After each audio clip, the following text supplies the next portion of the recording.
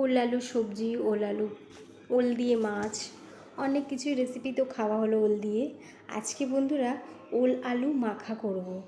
জানি অনেক বাঙালিরাই এটা খায়, বাঙালি কেন এখন সব ধরনের মানুষই খায়। চলো তাহলে আজকে এই ওল আর আলু মাখাটা তোমাদের সাথে শেয়ার করি।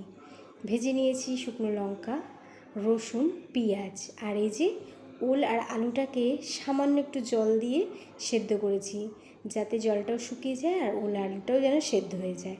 কুকারে দিলেও হয়, বাট আমার এইভাবে একটু আমার বেশি ভালো লাগে খেতে।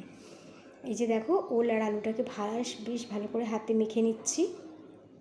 আর বলি বন্ধুরা, যারা কাঁচা সর্ষের তেলটা খাও তারা দিতে পারো, কিন্তু আমি না এই কাঁচা সর্ষের তেলটা খুব একটা মানে সব কিছুতে খাই না, দিই একটু একটা কিছুতে দিয়ে অ্যাড করে খাওয়া যায়, কিন্তু আজকে আমি দেইনি ওল মাখাটায়।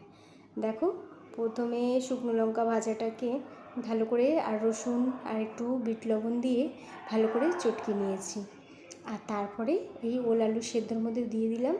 এবারে কিছুটা ভাজা পেঁয়াজ ছিল সেটাও অ্যাড করে দিয়েছি, আবারও একটুখানি লবণ দিয়েছি, দিয়ে কিছুটা ধনেপাতা ছিল সেগুলো কুচিয়ে দিয়ে দিয়েছি। ব্যাস রেডি হয়ে গেছে ওল আলু মাখা। আর গরম ভাতের সাথে যা ভালো লাগছিল বন্ধুরা, কি বলবো, একবার অবশ্যই ট্রাই করে দেখো, বেশ ভালো লাগে খেতে। আর কিচ্ছু লাগবে না, সত্যি এই মাখাটা দিয়েই তোমার পুরো ভাতটা খাওয়া হয়ে যাবে। চলো তাহলে এখন আসি, কেমন লাগলো ভিডিওটা কমেন্ট করে জানিও।